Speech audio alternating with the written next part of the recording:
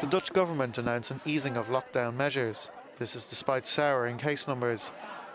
Prime Minister Mark Rutte further relaxed the Netherlands' coronavirus restrictions, allowing bars, restaurants, museums, theatres and other venues to reopen from Wednesday for the first time this year. Health officials warn, however, that the easing may be premature. Over the past week, we saw an increase of about 15% in hospital admissions.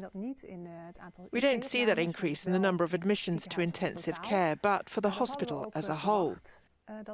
We expected this to happen now because the number of infections has been increasing for some weeks.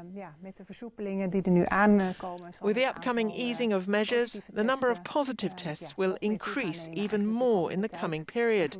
So we expect there'll be more hospital admissions with a peak in March. Meanwhile, in France, more than 500,000 new cases were recorded in the past 24 hours on Tuesday. The numbers of those in hospital also surpassed 30,000 for the first time since April 2021.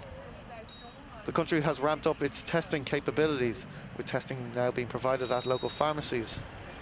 Romania is also seeing a surge in the Omicron variant.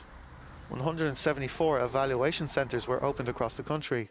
Those experiencing mild forms of the virus can be assessed and treated here, alleviating pressures on hospital wards.